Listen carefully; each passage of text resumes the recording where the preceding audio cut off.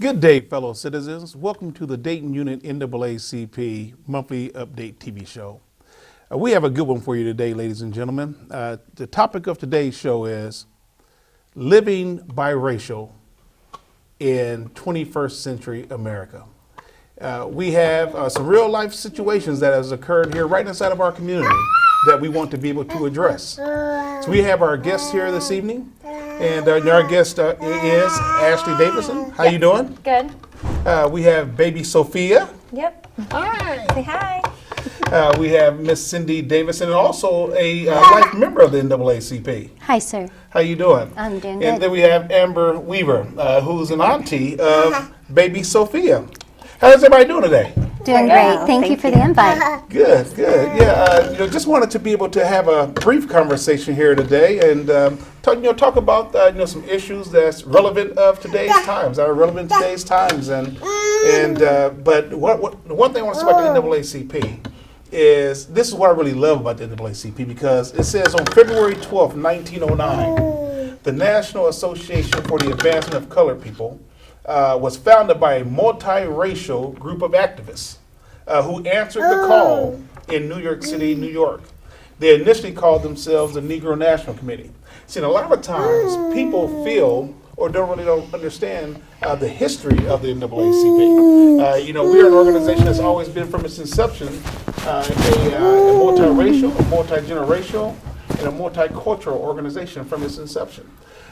Even our presidents locally have has either been African American and or Caucasian. Nationally, same way. For the first 67 years of our organization's history, all of our presidents were actually white male. A lot of people don't know that because they don't study the history of the NAACP. But everybody understands the reason why the NAACP was founded. The NAACP was founded because African Americans, people who like me, did not have their civil or could not have their civil and human rights. Individuals like me were being hung by trees and denigrated as American citizens. So that's the why the NAACP was founded. But the who tells us that it was a collective, multiracial group of individuals that founded this body known as the NAACP. So we're going to talk about a few situations that has occurred. Ms. Davidson, who's a business owner inside of our community. So you basically deal with a whole bunch of different people, different clientele, and you actually brought forth to me a couple of different situations that has occurred here recently and or in the past since baby Sophia has been born. Yes. And so we want to kind of talk about some of those issues. But before I do that, let me just read to you what it talks about. This is a Pew Research Center. This is from the Pew Research Center. And basically it talks about being multiracial in America. And it says, as Americans become more racially diverse and social taboos against interracial marriages fade, a new Pew Research Center survey finds that majority of multiracial adults are proud of their mixed race background, approximately 60% of them, and feel that their racial heritage has made them more open to other cultures, which is about 59%. But here's what we're going to kind of talk about today. It says at the same time, a majority and or 55% say they have been subjected to racial slurs or jokes. And this is kind of what you all are facing today. Yes. So kind of let's just jump right into it. Kind of tell me what you experienced. I think you told me at a store one day. Yes. I was at a local store here in Dayton, and proud grandma, just like anybody would be, and I was holding Sophie. She was probably about 6 months old at the time. And God blessed her with a head full of beautiful hair. Mm-hmm. And so I had a Caucasian woman walk up to me and see the black, beautiful hair. Uh-huh. And she walked up, and the first words out of her mouth was, "Bae," and she stopped when Soph lifted her head, and she turned around and walked away from me.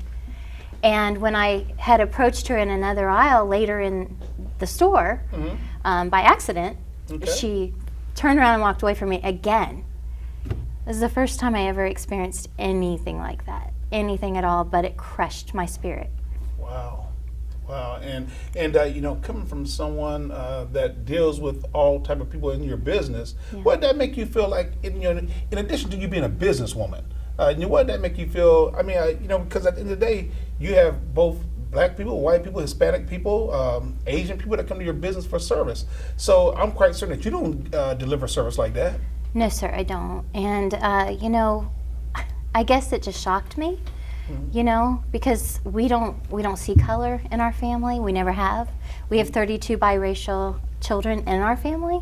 Okay. For us, so, you know, it just kind of shocked me that it's still here. And I really didn't think it was. And then I experienced it myself, that there is prejudice still. And I hurt for her because I felt like she has no idea. Right. You know, the love that we have for our grandbaby, oh my Lord, it's unbelievable. I mean, the whole family loves Soph. We don't look at her like color.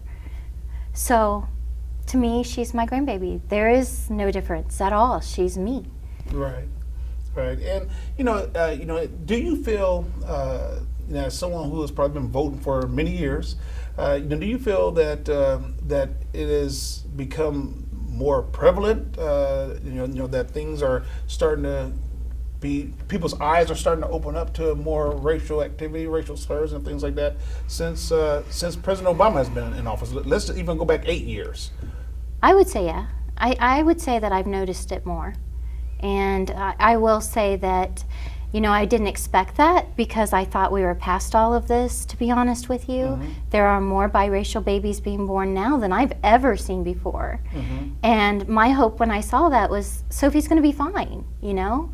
But obviously she's not. And for me, that's a concern.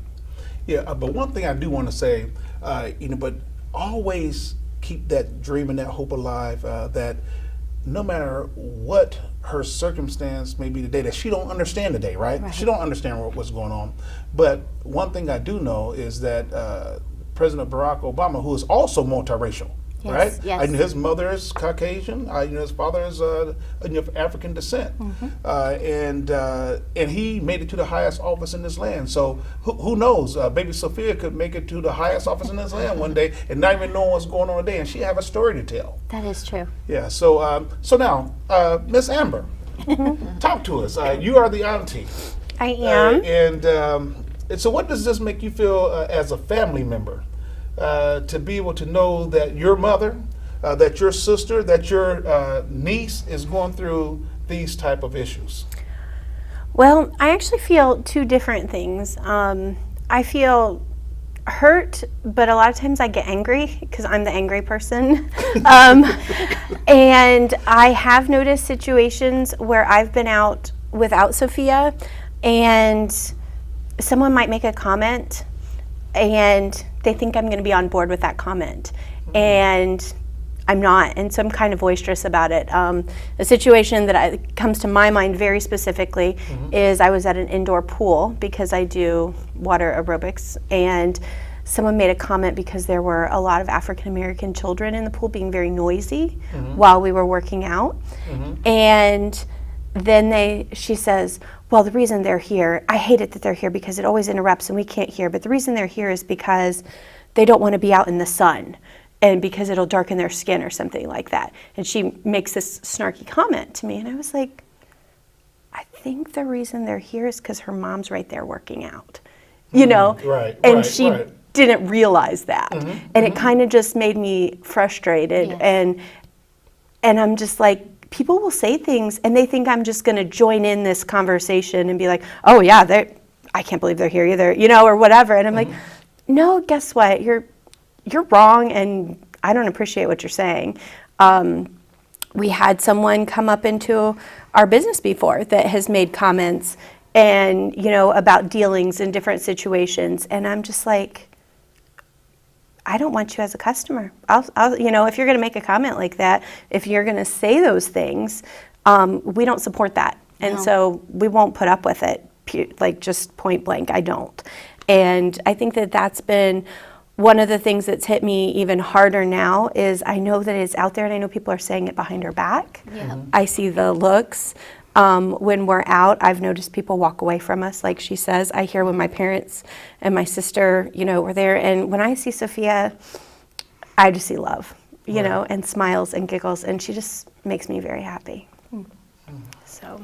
Yeah, and you know, it's really tough, you know, actually being your grandmother, you know, auntie, who just loves the child, for who they are. Yes. And then now we get to the mother who actually birthed baby Sophie. And, so what did, I believe there was a situation that you have experienced yourself where you live. Yeah. And there's a couple of other situations that you have been engaged in that's come your way negatively that you didn't ask for, but Right. but it came your way. Kind of talk to us about that. I had a couple of incidences. Well, I could go on and on all day if I talked about the incidences I go through on a daily basis for having a biracial child, which blows my mind because I look at a family walking around with just an all-white child and no one ever makes comments or looks at them funny. But for some reason, if I just walk into a store, I'm frowned upon for walking in with my kid, which crushes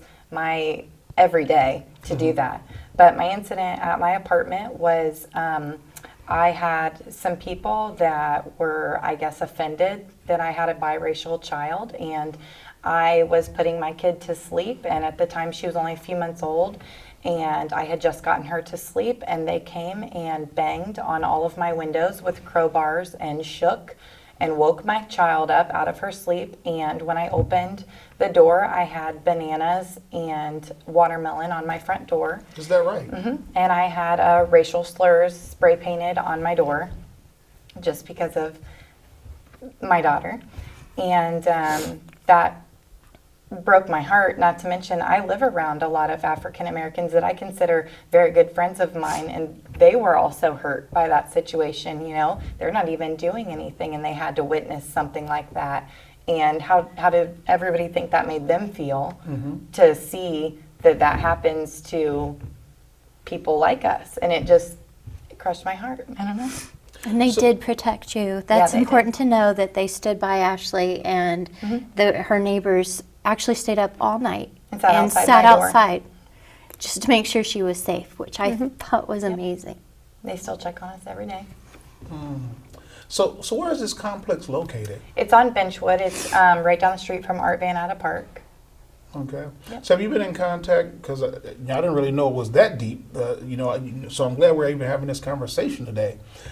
So have you been in contact with law enforcement there in Vandalia at all?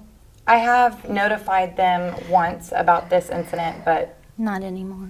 not anymore from that now. Okay. Butler Township Police. Yeah, Butler Oh, Township. so that's actually Butler They pretty Township. much did Butler Township, a drive-by type deal, and that was it. So the complex, out there in Butler Township, so the complex is mostly African American. Okay, and so then there's a set. So I'm assuming there's a set of Caucasians who live in the complex, or they.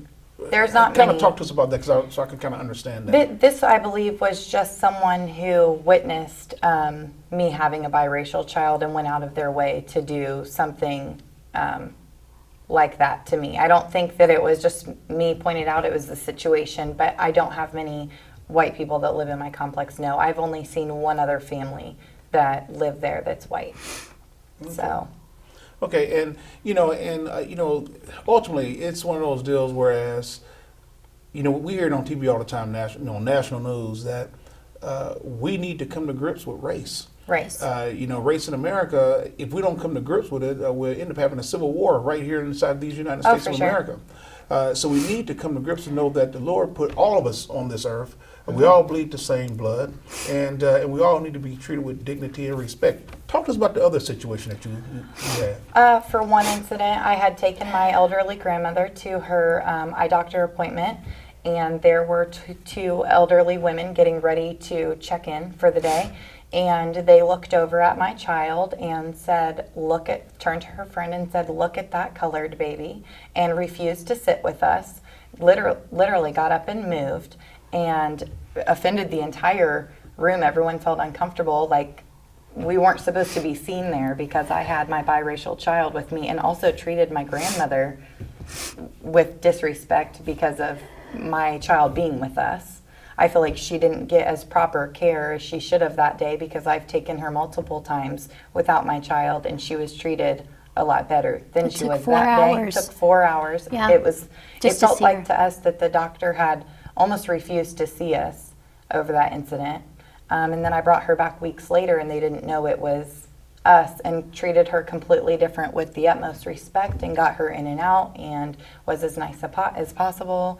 And so I feel like that was another deal that I've gone through.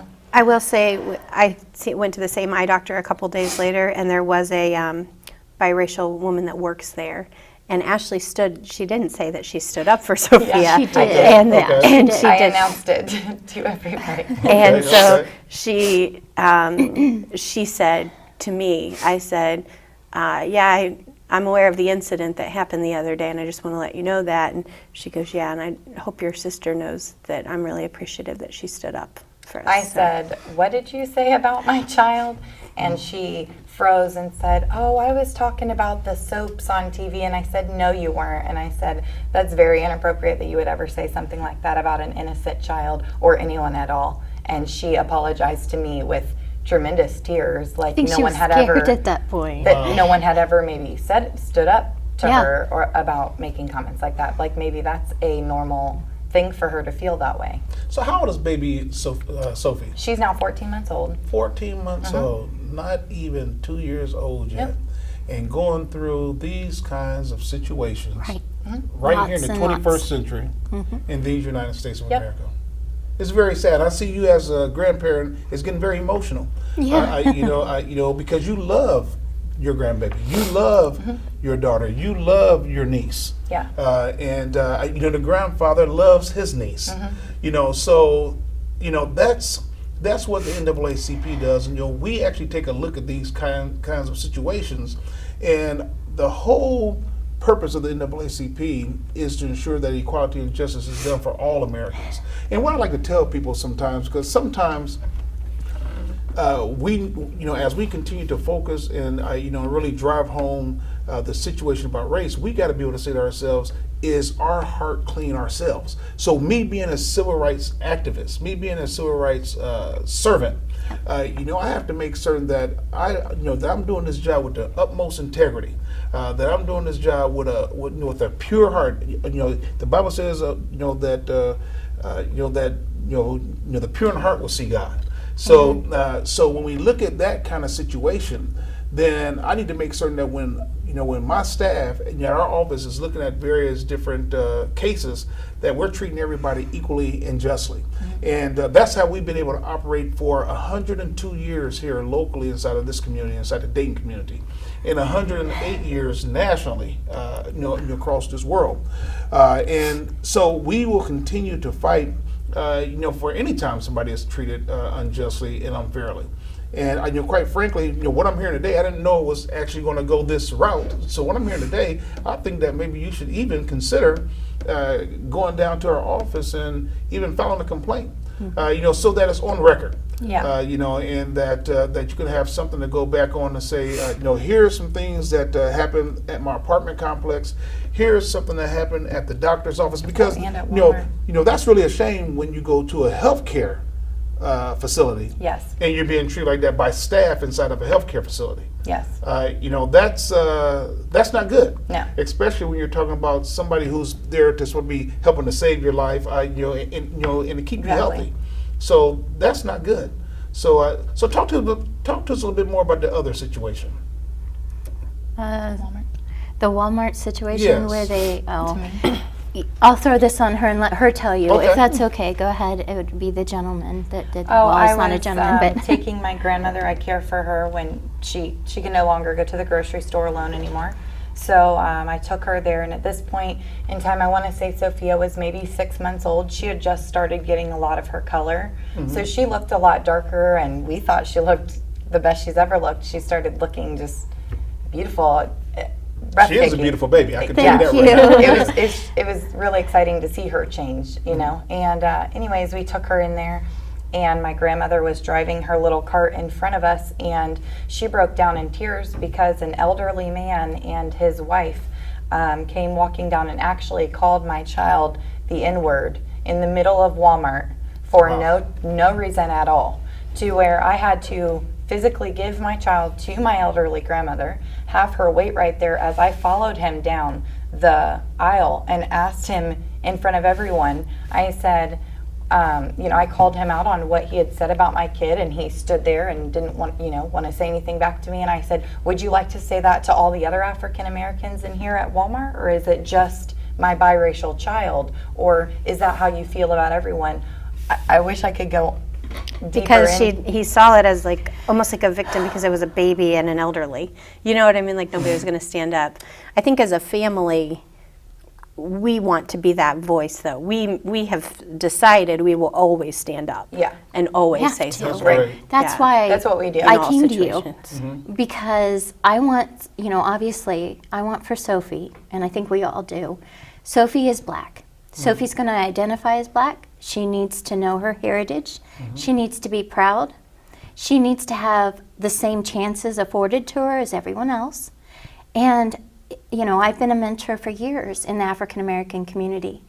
And I wouldn't let any child be left behind, let alone my own grandchild. And I had a But woman I'm there. seeing that that's not happening even in my family. It's like, are you seriously treating this baby this way? I just want it to stop. I don't know what it's going to take to make it stop, but if I can't do that, I have to take the steps to protect her, which is why I came to you, Yeah. to be Well, honest. Well, I want to tell you, there's a lady by the name, I just want to give you a copy of this so you can see this and witness this with your own eyes. There's a lady on this sheet by the name of Mary White Ovington. We need more Mary White Ovingtons, in this world today. And Mary White Ovington is a lady who actually was one of the founding members of the NAACP. There was an individual by the name of W.E.B. Du Bois. So everybody know W.E.B. Du Bois. Yeah. Everybody knows Ida B. Wells. Those are two African American founders of the NAACP. But W.E.B. Du Bois, he actually started the Negro National Committee. And that was an organization that was really made up of all African Americans. What he later discovered is that in order for him to be able to push an agenda through to help African Americans, that he needed Caucasians, he needed Hispanics, he needed other people to assist with getting equality and justice for all Americans. Totally Yeah. agree. So somewhere along the road, W.E.B. Du Bois and Mary White Ovington's paths crossed in New York City, New York. Mary White Ovington had a vision, and she said, you know what? She was tired of seeing people of a darker shade than her being hung by trees. She was tired of seeing individuals of African American descent being treated wrong and unjustly. So she, somewhere along the road, met with W.E.B. Du Bois, and they got together and formed the NAACP. So we need more Mary White Ovingtons. Maybe you might be that Mary White Ovington here in the city of Dayton, Ohio. I'd be proud. Maybe you might be that Mary White Ovington right here in the Dayton region, if they want to call it that. Maybe you might be that Mary White Ovington in Montgomery County, Ohio. It takes people to step up, and sometimes it takes situations to move people to action. Yep. Okay, so this right here has definitely moved you all to action because you see what's happening to people. Of a little child who's innocent. Yes, Right. sir. Nothing. This child really understands nothing of what's going on right Yeah. now until you all educate her down the road, and that's why the NAACP in Dayton, our core goals are inform, educate, empower. Those are our three core goals: inform, educate, empower, and that's what we're doing today. We're informing the community on a particular situation as it relates to being multiracial in 21st century America. We're educating. You all are educating the community right now during this conversation about what is actually taking place. Now, what you all have ultimately done is you all are empowering people who are in that same situation. Who would be able to know how to go about and deal with these particular situations and turn the situation around. Amen. So, That'd be wonderful. yes. Wonderful. Yeah. So that's what we're going to move towards. We're going to move towards being able to maybe right here in Dayton, Ohio. Maybe we can start some right here in Dayton, Ohio to get rid of some of this malice and hatred and this bigotriness. It has to go at some point. Yes. Because at the end of the day, as you just heard these statistics, the nation is going to continue to brown. There's going to continue to be more biracial babies. There's going to be more multiracial babies, and the nation is going to continue to brown. So sometimes I just want to tell people, get over it. Oh, yes. Right. You know, Thank you. And this, we are in the 21st century, ladies and gentlemen. We need to move past this. We need to move past this era. Right. Right. So, so let's just kind of corral this back in. What do you all think? I just want to hear from you as we kind of wind down here. What do you think could be done? What do you think should be done? Let's say, even if you want to pick one of those particular situations that you just discussed, is there something specific that you want the NAACP to do? Is there, what is it that you all would really want to happen, either in one of those situations or in a situation like that in the future? I'll let you guys take.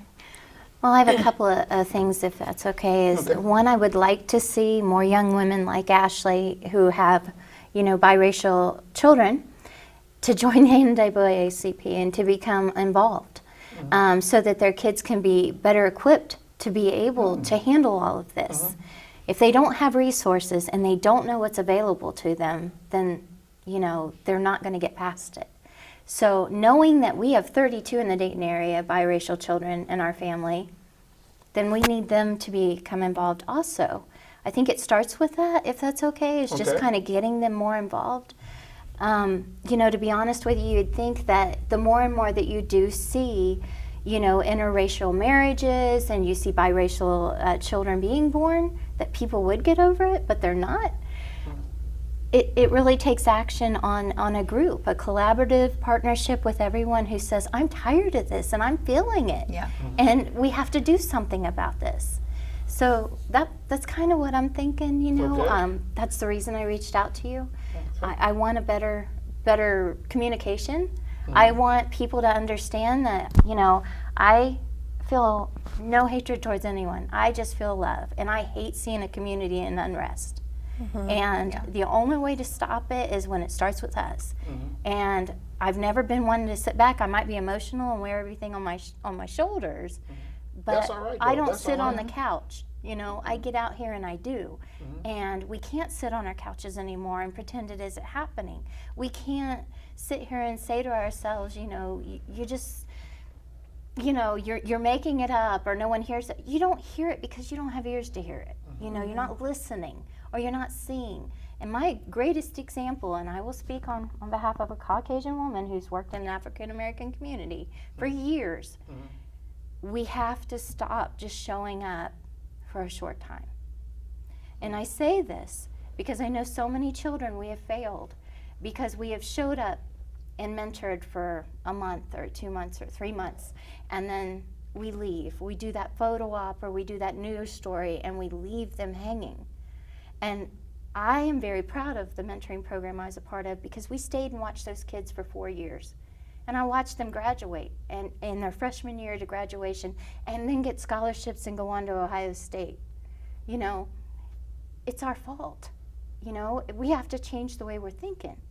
And I'm not speaking for everyone, I'm just speaking from my heart. Right. You have to be committed and you have to do something different and it takes action.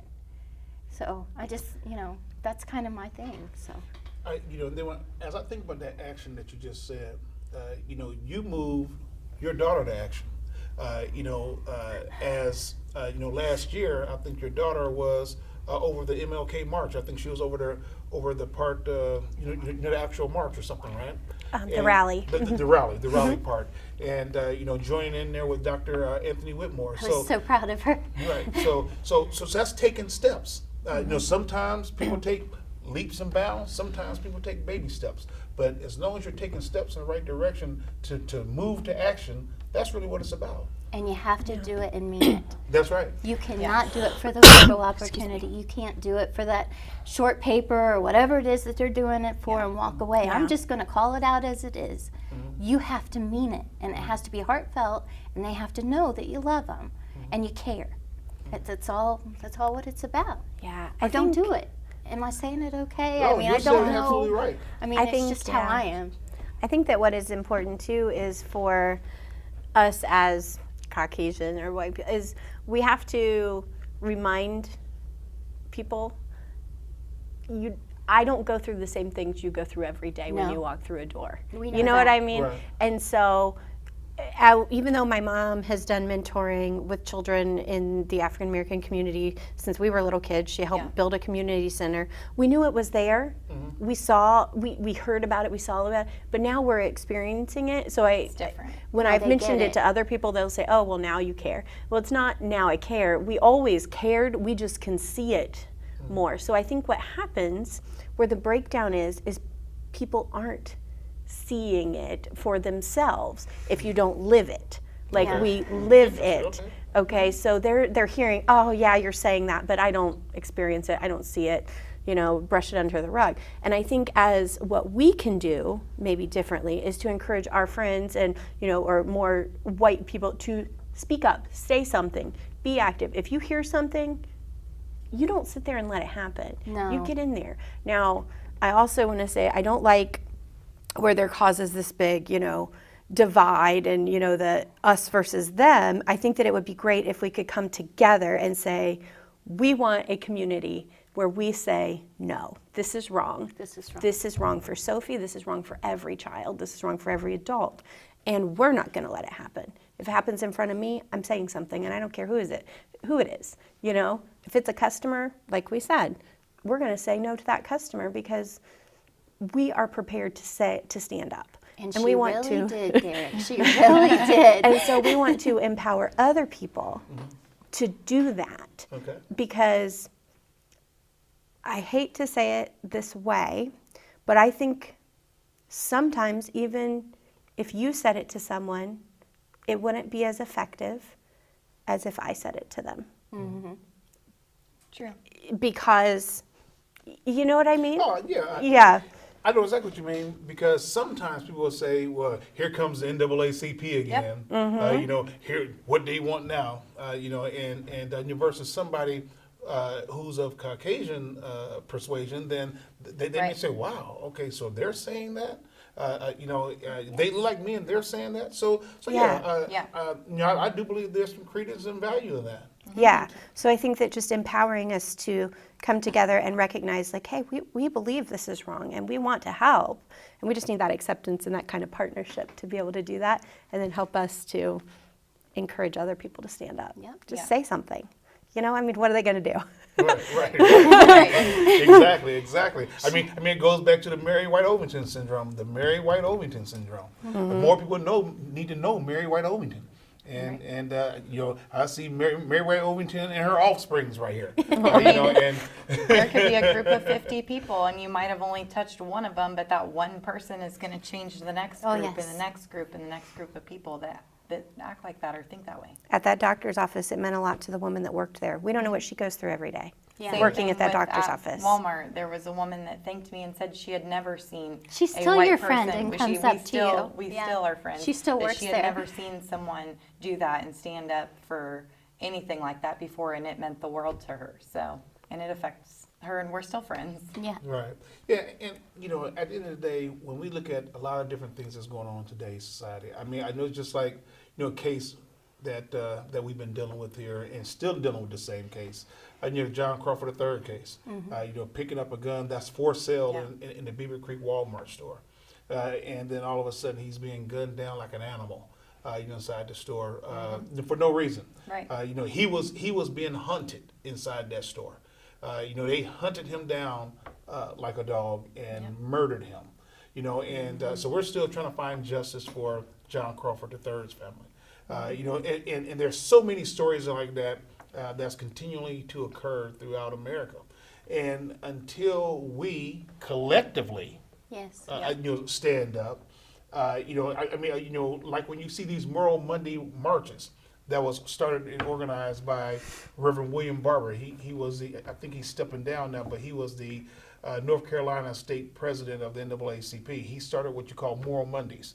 And he has a multiracial, multi-generational, multicultural coalition of people marching, you know, right down there in, you know, North Carolina. You know, they actually got that voter ID law, you know, actually turned around. That the courts down there tried to impose upon African Americans and limit our abilities to vote. So those kinds of things continue to surface. Yeah. But we need to have more people, like you said, Caucasians, people to stand up. Yep. You know what's wrong. I mean, I know you stated even earlier yourself, you said that some people didn't know that you didn't feel the same way they felt. But they felt comfortable Yeah. talking to you Yep. or talking about African Americans around you. Yep. But you in your heart, you didn't feel like that. So we need more of those people who finds themselves in that same kind of situation, who hears things like that, who don't feel the same way. They need to stand up and say Exactly. something. Yeah. Yeah. Because there's a reason why she felt like everyone in the room that she was speaking to felt the exact same way she did. Yeah, There's she a just reason for assumed. that. It's just the She just color. assumed It's the that color. it was going to just, oh, I'm just going to say this, and everybody Everybody here is going to agrees. agree. And what if you don't say anything? It just continues. That's why It's allowing continues it. that way. Yeah, absolutely. So Well, you have one- to say, and you know what? She got embarrassed. It embarrassed her, and I Maybe was. she won't do it again. Yeah, that's the thing, is she got embarrassed because she thought she was going to be all high and mighty and make this cool comment, if I could say it, like something to give herself attention, and I Right. just kind of shut her down, like, No. do you want to go tell her mom? Because she's right there. Right. You won't deal with her. We also want to make it very clear too. I have no idea the pain and suffering that you go through. Right. And we don't want to even pretend that we do, because we don't. But we have compassion, and that's what it takes. It takes heart and it takes compassion. That's right. Empathy. Yeah. Okay? And I can't, like I said, I can't even begin. I just can only hurt for you. And now knowing, like I said, I got Soph now, and I love her, and I know Sophie's going to also go through the pain and suffering that you have, and I say that you because I know you have, Derrick. Everyone I know has pain and suffering because we're all attacked for no matter what our beliefs are. That's right. And I know she's going to suffer that too.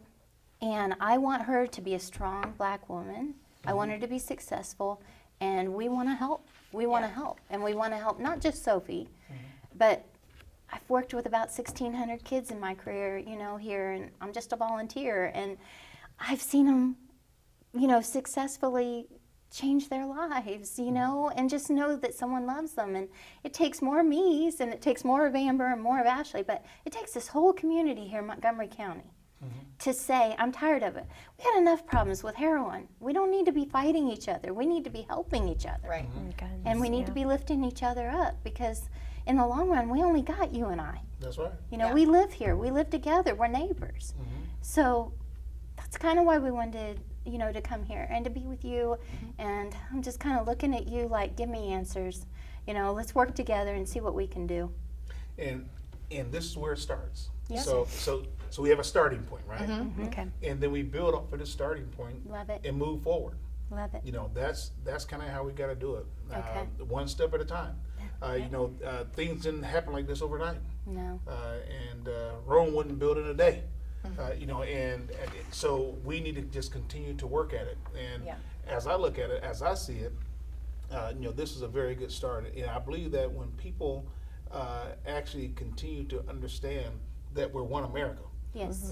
that we're one people, that then people will really start to say, was it that hard to figure out? Right. Would we wait so long for her? Yes. Right, yeah.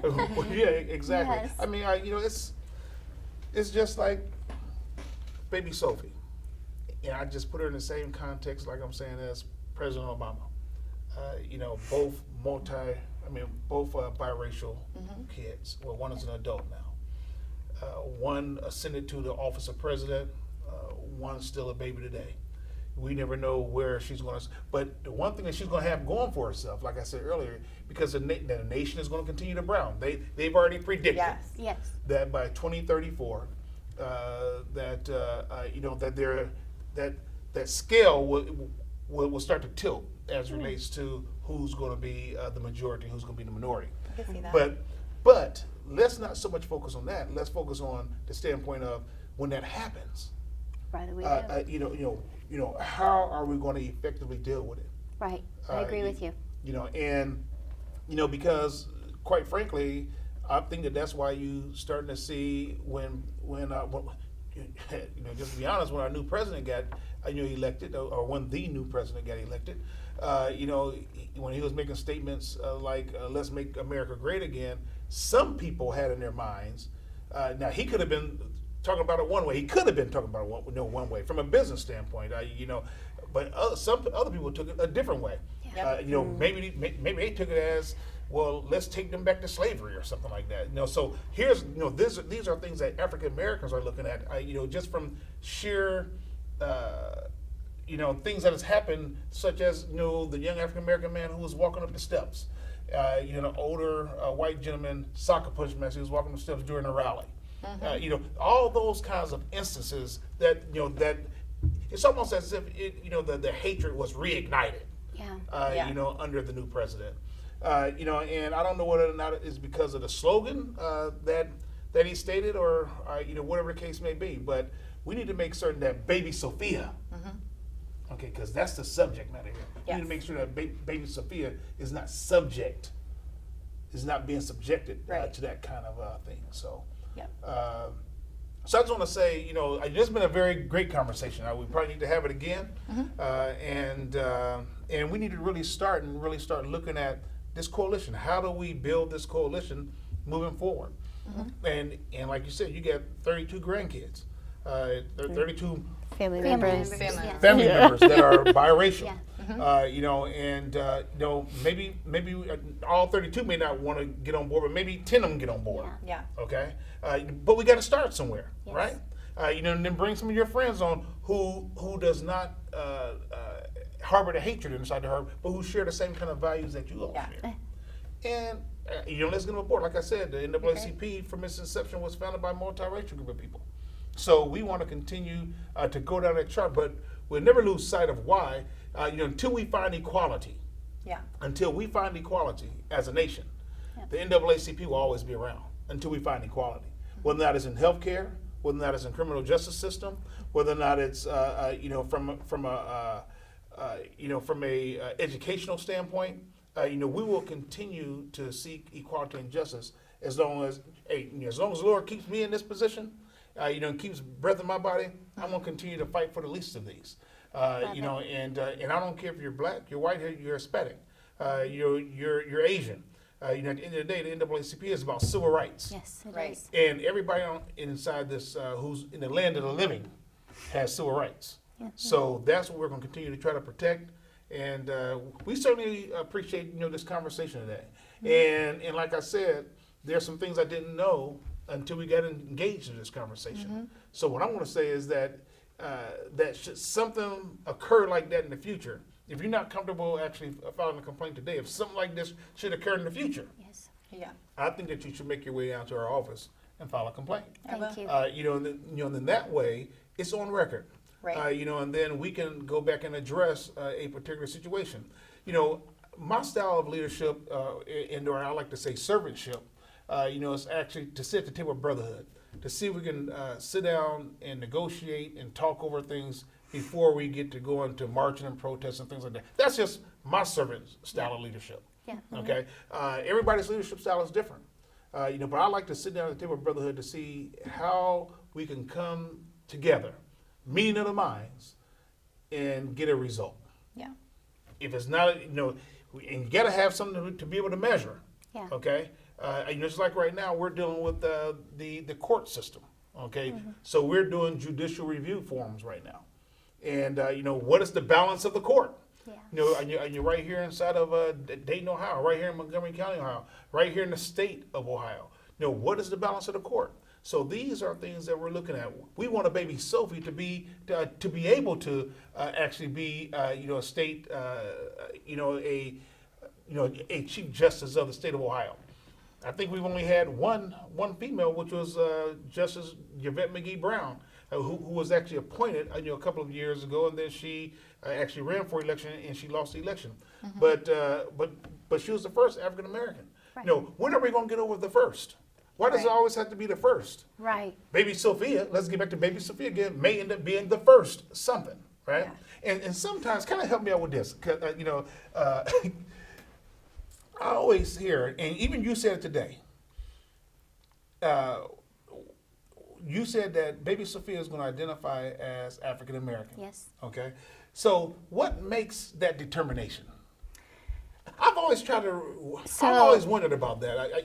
Because because I used to hear in the old days to say that if you're a fifth of a African American, you're black or something like that. It was some kind of old saying years ago. Right. But I'm just I wondering. think society makes it that way.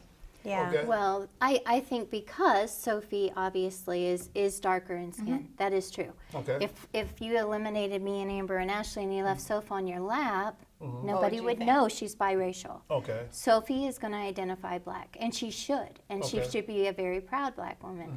Of course, we're here, but I just know that I want Sophie to have it all. I want her to have it all. Is that wrong? I want her to have whatever I can provide. I want her to have whatever the African community can provide for her. And if you mix those two things together, you can have a very powerful, beautiful woman. Yes. That's what I want. And That's you know- how I identify her. And you know what? We're going to end on that note because this whole show was about baby Sophia. So we're going to end on that note. We'll see you next month. And be on the lookout for the NAACP as we continue to go down this road of equality and justice. Thank you very much. May God bless you. May God bless the NAACP. And may God bless these United States of America. Thank you very much for being Thank on the you, show sir. today.